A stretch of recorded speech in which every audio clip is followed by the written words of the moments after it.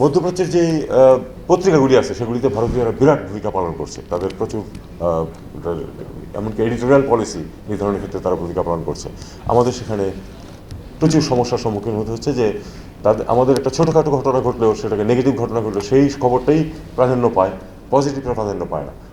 এটা ভারতের ক্ষেত্রে ঠিক উল্টোটা ঘটে, কারণ তাদের লোকজন সেখানে ওই অবস্থানে পৌঁছতে পেরেছে। আপনারা খেয়াল করেছেন যে গত 4 মাসে কি প্রচণ্ডভাবে বাংলাদেশ বিরোধী প্রচারণা সমস্ত পৃথিবীতে চলছে, এবং সেটার পুরোভাগে আছে কিন্তু ভারতের মিডিয়া।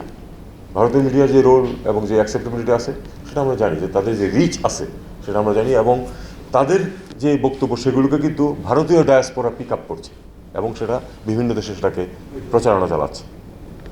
আমার মনে হয় এখানে আপনাদের একটি ভূমিকা পালন করার আছে, সেটা হলো যে তাদের যে অধিকাংশ তথ্য যে মিথ্যা, এটা আমরা সবাই জানি, অধিকাংশ মিথ্যা তথ্যের ভিত্তিতে বাংলাদেশের বিরুদ্ধে প্রচারণা চলছে।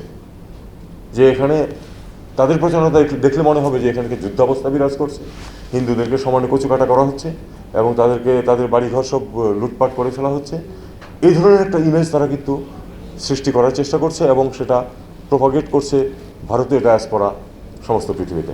এখানে আমি আপনাদের কাছে অনুরোধ করব যে আপনাদের যেখানে যেটুকু সুযোগ আছে সেখানে আপনারা, এটা যে সম্পূর্ণ মিথ্যা একটা প্রচারণা চলছে, কোনো ঘটনা ঘটেনি তা না, কিন্তু যে কোনো বড় পরিবর্তনের ক্ষেত্রে কিছু কিছু ঘটনা ঘটে, কিন্তু যদি 10টি বাড়িতে আগুন দেওয়া হয়েছে তার মধ্যে 8টি কিন্তু মুসলমানের বাড়ি, সেটা কিন্তু বলা হচ্ছে না। 2টো হিন্দুর বাড়ি, যেটা তারা রাজনৈতিক পরিচয়ের কারণে হয়েছে, এটা তাদের কিন্তু ধর্মীয় পরিচয়ের কারণে হয়নি, কিন্তু সেটাকে প্রচারণা চালানো হচ্ছে যে ওই 2টো হিন্দু বাড়িতে আগুন দেওয়া হয়েছে। এখন এইখানে এই সঠিক অবস্থানটিকে তুলে ধরা, ডায়াসপোরা আমাদের যে আছেন, আমাদের যে এনআরবিরা আছেন, তাদেরকে আমি মনে করি যে তাদের এই দায়িত্বটা নিতে হবে।